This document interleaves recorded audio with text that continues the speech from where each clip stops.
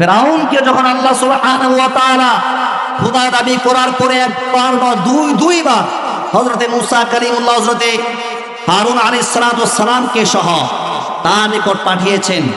আল্লাহ তাআলা কোরআনের মধ্যে বলেছেন, اذهبا إلى فرعون إنه طغى। আমার সম্মানিত ভাইরা, আল্লাহ সুবহানাহু ওয়া তাআলা প্রত্যেকটা বান্দার জন্য জান্নাত বানিয়েছেন। ফিরআউনের জন্য আল্লাহ সুবহানাহু ওয়া তাআলা জান্নাত বানিয়েছিলেন। সেই জান্নাতের মধ্যে আল্লাহ সুবহানাহু ওয়া তাআলা ফিরআউনকে দেবার জন্য আল্লাহ তাআলা হযরত মুসা এবং হযরত হারুন আলাইহিমাস সালাতু ওয়াস সালামকে পাঠিয়েছিলেন। কথা বলি, হে মুসা, হে হারুন, তোমরা দুজনই ফিরআউনের নিকট যাও। ইলা ফিরআউন ইন্নাহু তাগা, কারণ এই ফিরআউন আমি আল্লাহ সুবহানাহু ওয়া তাআলার অবাধ্যতায় লিপ্ত হয়ে গিয়েছে। নাউযুবিল্লাহ। আমার সম্মানিত ভাইরা, ফিরআউন দুনিয়ার লোভে, টাকার লোভে, অর্থের লোভে, সম্পদের লোভে, এমনকি দুনিয়ার মুহাব্বতের লোভে নিজেকে আনা রব্বুকুমুল আ'লা দাবি করে বসেছে। নিজে বলেছেন আমি তোমাদের সর্বোত্তম সর্বোৎকৃষ্ট প্রভু।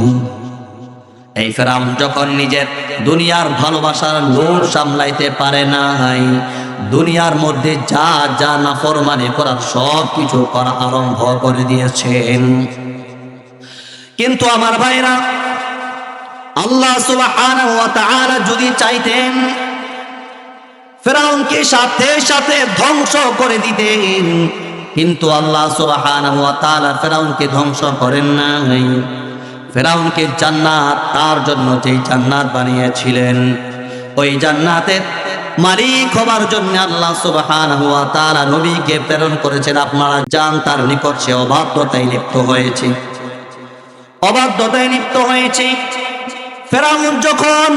ফিরআউনের নিকট যখন মুসা কালিমুল্লাহ যখন গেলেন, ফিরআউন দাওয়াত দিলেন, আপনি পড়েন লা ইলাহা ইল্লাল্লাহু মুসা কালিমুল্লাহ। হে ফিরআউন, তুমি পড়ো কথা, আল্লাহ তাআলা ব্যতীত অন্য কোন উপাস্য নাই, আল্লাহ তাআলা ব্যতীত অন্য কোন রিজিক দাতা নাই, আল্লাহ তাআলা ব্যতীত অন্য কোন মালিক নাই। ফিরআউনের কথা বলার সাথে সাথে মুসা আলাইহিস সালাতু ওয়াস সালামের কথা বললেন। ফিরআউন তখন বলল, তোমার আল্লাহ কোথায়? তোমার আল্লাহর শক্তি কোথায়? তখন মুসা আলাইহিস সালাতু ওয়াস সালাম তাকে সুন্দর করে বলেছেন যে তোমাকে এবং আমাকে যিনি সৃষ্টি করেছেন তিনি হচ্ছেন তোমার এবং আমার শুধু নয়, সারা বিশ্ব জগতের প্রভু, আজিমের মালিক মহান আল্লাহ পাক রব্বুল ইজ্জাত ওয়াল জালাল। আমরা চিৎকার করে বলি সুবহানাল্লাহ। ফিরআউন যখন মানল না, প্রথমবার মানল না, আল্লাহ সুবহানাহু ওয়া তাআলা বার বললেন, হে মুসা তুমি আবার চলে যাও। ফিরআউনের নিকট যখন দ্বিতীয়বার গেলেন, ফিরআউন তাও মানল না। তখন আল্লাহ সুবহানাহু ওয়া তাআলা ফিরআউনকে দুনিয়াতেই শুধু নয় আখিরাতে ধ্বংস করবার জন্য সিদ্ধান্ত নিয়ে ফেলেছেন। আমার ভাইরা, এ কথা কেন বলছি? আমরা দুনিয়ার মধ্যে আছি, আজকে এখানে না যদি হতো, মমতাজ বেগমের মতন মানুষ যদি এখানে আসতো, এখানে মানুষের অভাব হতো না। কোরআনের কথা হচ্ছে, হাদিসের কথা হচ্ছে, এখানে মানুষের অভাব। দোকানে যান, বাজারে যান, প্রত্যেকটা রাস্তাঘাটে যান, মানুষের অভাব নাই। এখানে হযরতে নবী করিম মুহাম্মদ রাসূলুল্লাহ সাল্লাল্লাহু আলাইহি ওয়াসাল্লামের হাদিস বলা হচ্ছে, আমার এবং আপনার মালিক যে আল্লাহ ঘোষণা করছেন, তার বাণী কোরআন কারীম শোনানো হচ্ছে। এখানে মানুষের অভাব কেন? যেহেতু আমরা দুনিয়ার লোভে পাপ করতে করতে অন্ধ হয়ে গিয়েছি, যে আমরা মাহফিলে যাব নাকি আমরা দোকানে যাব, এটাই আমরা দ্বিধাদ্বন্দ্বে লিপ্ত হয়ে গিয়েছি। আমার সম্মানিত ভাইরা, আল্লাহ সুবহানাহু ওয়া তাআলা ফিরআউনকে দুনিয়ার লোভ করবার জন্য দুনিয়ার পথ পাওয়ার জন্যে, দুনিয়ার মধ্যে ক্ষমতা দেখাবার জন্য ফেরাউন যেহেতু লোভে লিপ্ত হয়ে গিয়েছে বিদায় আল্লাহ সুবহানাহু ওয়া তাআলা তারপরেও সতর্কবাণী একবার নয় দুইবার করেছেন। যেহেতু সতর্কবাণী করার পরেও ফেরাউন যখন যেই সিদ্ধান্ত নিয়েছিল তখন তাকে ধ্বংস করার কথা, কিন্তু আল্লাহ সুবহানাহু ওয়া তাআলা মহান মাশিয়া জীবের মালিক দয়াময় মমতাময় আল্লাহ সুবহানাহু ওয়া তাআলা বান্দাকে প্রথম ধাপে ধ্বংস করেন না। একবার বলেন বান্দা ফিরে আসো, বান্দা ফিরে না আসলে দ্বিতীয়বার বলেন বান্দা ফিরে আসো, যখন নিয়ে আসলো তৃতীয়বার বলেন বান্দা ফিরে আসো। তারপরে যেহেতু বান্দা ফিরে আসলো না, আল্লাহ তখনই আবু জাহালের মতন আবু লাহাবের মতন চিরস্থায়ী জাহান্নামে ধ্বংস করবার জন্য সিদ্ধান্ত গ্রহণ করেন। নাউযুবিল্লাহ। আমার সম্মানিত ভাইরা, আমি আপনাকে সেটা চিনার বিষয় না। সভাপতি, সেক্রেটারি, খতিব সাহেব, মুফতি সাহেব, অমুক সাহেব, তমুক সাহেব, প্রধানমন্ত্রী, সেটা চিনবার কোনো কারণ নাই, সেটা চিনবার সময় নাই। হযরতে নূহ আলাইহিস সালাতু ওয়াস সালাম আল্লাহর জবরদস্ত নবী, 1000 বছর প্রায় 950 বছর দুনিয়াতে হায়াত পেয়েছিলেন। 950 বছর দুনিয়া জমিন আল্লাহ তাআলার কালিমা প্রতিষ্ঠা করবার জন্য চেষ্টা করেছেন, কিন্তু তিনার ছেলে কেনান, তিনার ছেলে আল্লাহ তাআলার প্রতি ঈমান আনে নাই। এত কষ্ট করেছেন, আল্লাহ তাআলা বলতে পারতেন তুমি যেহেতু এত কষ্ট করেছ এই জন্য আমি তোমার ছেলেকে জাহান্নাম থেকে বাঁচিয়ে দিলাম, যদিও তোমার ছেলে আমার প্রতি ঈমান আনে নাই। এই কথা আল্লাহ সুবহানাহু ওয়া তাআলা বলতে পারতেন, কিন্তু কেনান মনে করে যে দুনিয়ার জমিনটাই হলো সবচাইতে বড় কথা, দুনিয়ার জমিনে টাকাই হলো আসল টাকা, দুনিয়ার জমিনে শান্তি হলো আসল শান্তি, দুনিয়ার জমিনে অশান্তি হলো আসল অশান্তি। কিন্তু লোকটা বুঝতেই পারে নাই দুনিয়ার জমিনটা তুচ্ছ, শান্তিও তুচ্ছ, অশান্তিও তুচ্ছ, সবগুলি হচ্ছে কিনো আখিরাতের অশান্তিও চিরস্থায়ী, শান্তিও চিরস্থায়ী। এ কথা কেনান বুঝতে পারে নাই। নাউযুবিল্লাহ। আমার সম্মানিত ভাইরা, কেনআন হযরতে নূহ আলাইহিস সালাতু ওয়াস সালামের ছেলে হবার পরেও আল্লাহ সুবহানাহু ওয়া তাআলা ছাড় দেয় নাই। কেমন নবী? একদিন নয়, 2 দিন নয়, টানা 950 বছর হযরতে নূহ আলাইহিস সালাতু ওয়াস সালামের ছেলে হযরতে নূহ আলাইহিস সালাতু ওয়াস সালাম আল্লাহ দাওয়াত দিয়েছেন, তারপরেও কেনআনকে আল্লাহ ছাড় দেয় নাই। হযরতে নূহ আলাইহিস সালাতু ওয়াস সালাম কেনআনকে টান দিয়ে বলেছেন, হে কেনান তুমি নৌকায় ওঠো। আর আল্লাহ তাআলা বলতেছেন, হে নূহ যদি তুমি আরেকবার যদি তোমার ছেলেকে যদি তুমি টান দাও, আরেকবার যদি দাওয়াত দাও, তাহলে আমি তোমাকে শেষ করে দিব। জোরে বলে নাউযুবিল্লাহ। আমি তোমাকে নবী থেকে নামটা কেটে দিব। তারপর হযরত নূহ আলাইহিস সালাতু ওয়াস সালাম ছেড়ে দিয়েছেন নিজের ছেলে, বলেছেন আল্লাহ, ও আল্লাহ, এটা তো আমার ছেলে, কিভাবে আমি জাহান্নামে দিব? অথচ আমি জানি যে জাহান্নামে গেলে কেমন মারাত্মক ভয়ঙ্কর শাস্তি হবে, সেটা তো আমি নবী জানি, কিভাবে আমি তাকে জাহান্নামে নিক্ষিপ্ত হতে দেব? আমরা জোরে বললাম নাউযুবিল্লাহ। আমার সম্মানিত ভাইরা, নবীর ছেলে হওয়ার পরেও জাহান্নাম থেকে বাঁচতে পারছি না। আমি আপনি আজকে দুনিয়ার মধ্যে আমরা লিপ্ত হয়ে গিয়েছি।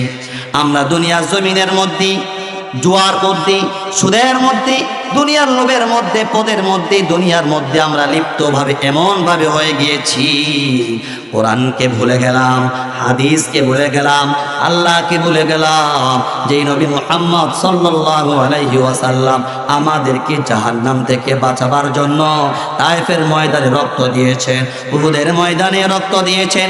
ওই উহুদের ময়দানে রক্ত দেওয়া নবীর সাথে, তায়েফের ময়দানে রক্ত দেওয়া নবীর সাথে আমরা যে গাদ্দার এবং বিশ্বাসঘাতকতা করছি, সেই বিশ্বাসঘাতকতা গাদ্দারি যদি আমরা দুনিয়া থেকে বিদায় নিয়ে চলে যাই আবু জাহাল আবু লাহাবের মতন ছাড়া আমাদের আর কোনো উপায় থাকবে না। চিৎকার করে বলি নাউযুবিল্লাহ। আমার সম্মানিত ভাইরা, আল্লাহ সুবহানাহু ওয়া তাআলা যা বলবেন তাই সত্য। আল্লাহ বলেছেন তোমার ছেলেকে বাঁচাতে দেওয়া হবে না, তোমার ছেলে আমার উপর ঈমান যেহেতু আনে নাই তাকে বাঁচতে দেওয়া হবে না। ফেরাউনকে বাঁচতে দেওয়া হয় নাই। হযরতে বিশ্বনবী মুহাম্মদ সাল্লাল্লাহু আলাইহি ওয়াসাল্লামের চাচা হযরতে আবু তালিব বিশ্বনবী হযরতে মুহাম্মদ সাল্লাল্লাহু আলাইহি ওয়াসাল্লামকে বাঁচাতে গিয়ে তিনটা বছর ক্ষুধার্ত অবস্থায় হযরতে আবু তালিব ছিলেন।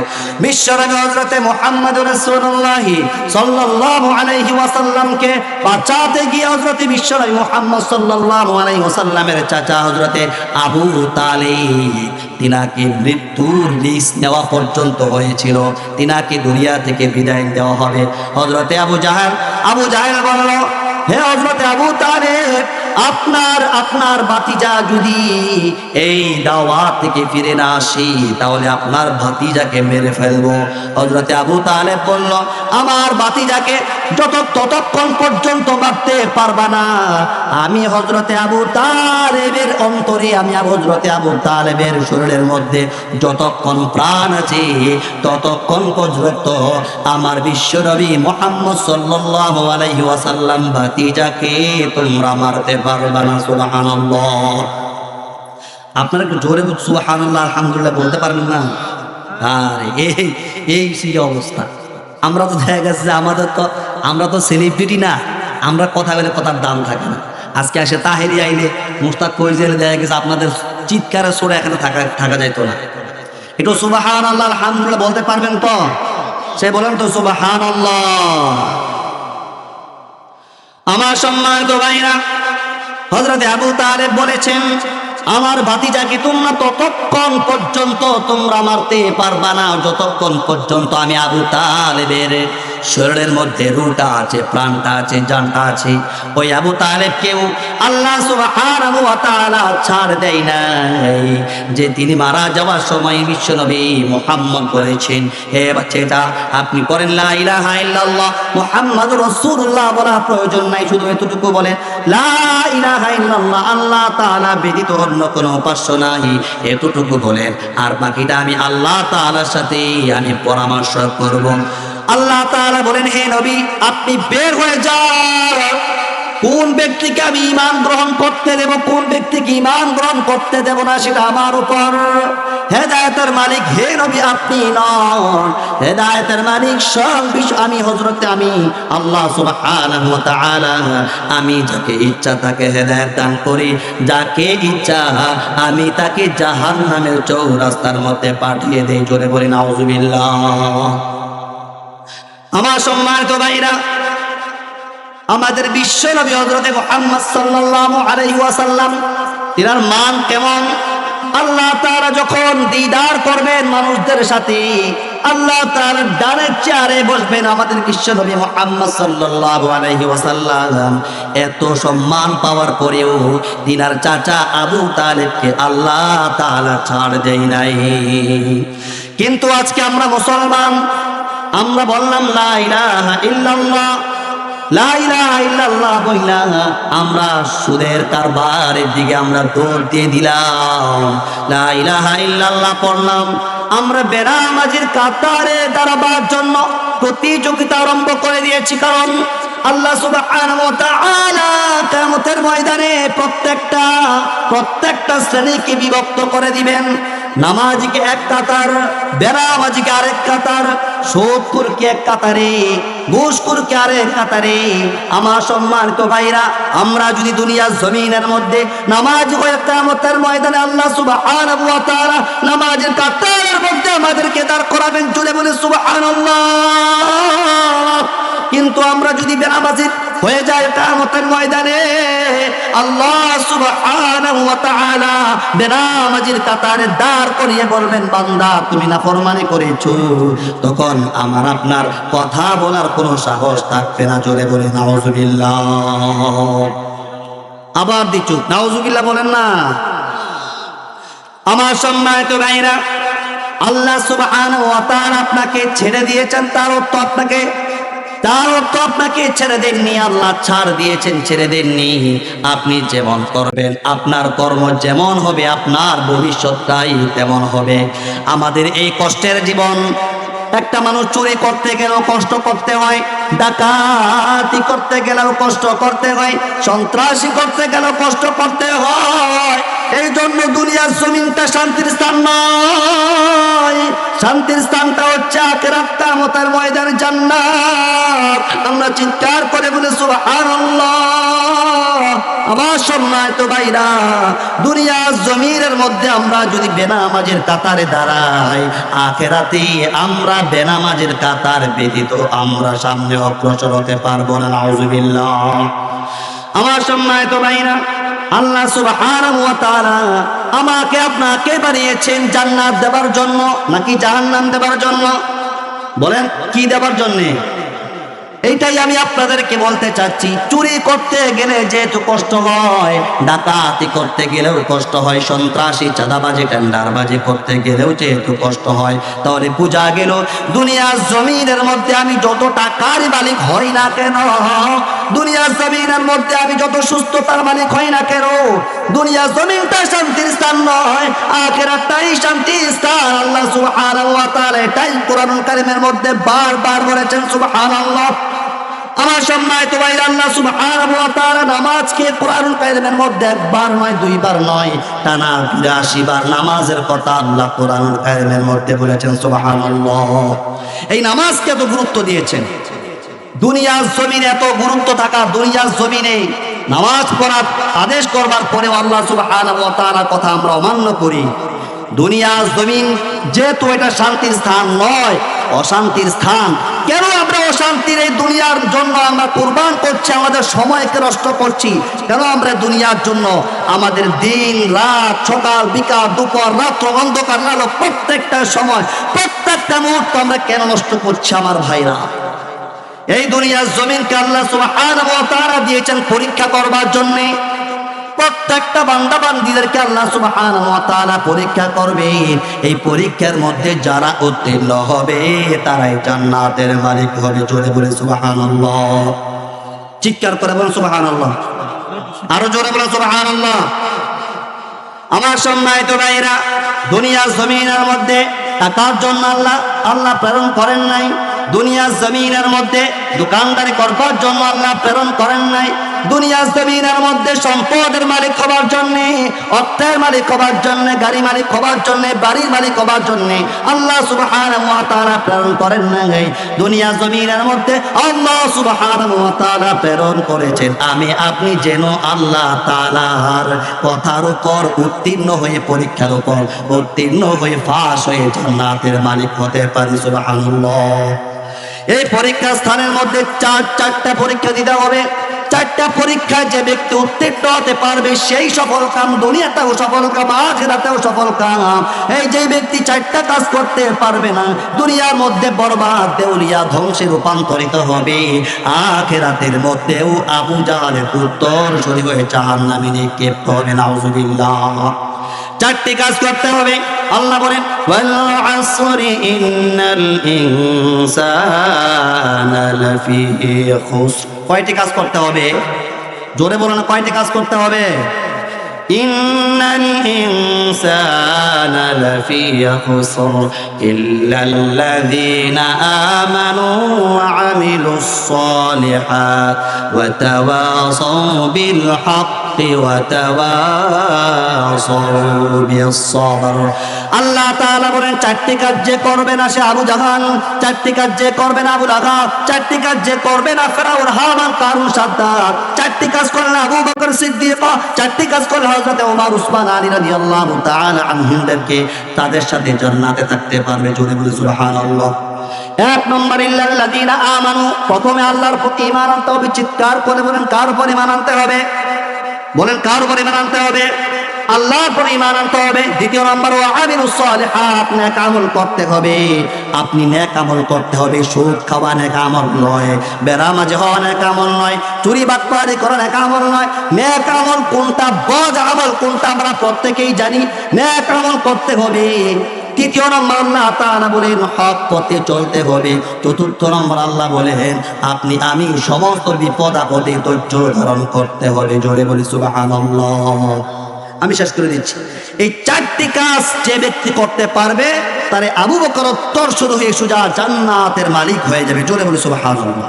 আর 4টি কাজ যে করতে পারবে না, আবু জাহালের উত্তর শুরু হয়ে সোজা জাহান্নামে চলে যাবে, নাউজুবিল্লাহ বলে। আল্লাহ তাআলা আমাদের প্রত্যেককে ঈমানের সহিত, নেক আমলের সহিত এবং সবরের সহিত হক পথ ইসলামের পথে চলার সাথে সাথে আল্লাহ তাআলা আমাদেরকে তৌফিক যেন দেন। এই জন্য আমরা সকলে বলি আমিন। ওয়া আখিরু দাওয়ানা আলহামদুলিল্লাহি রাব্বিল আলামিন।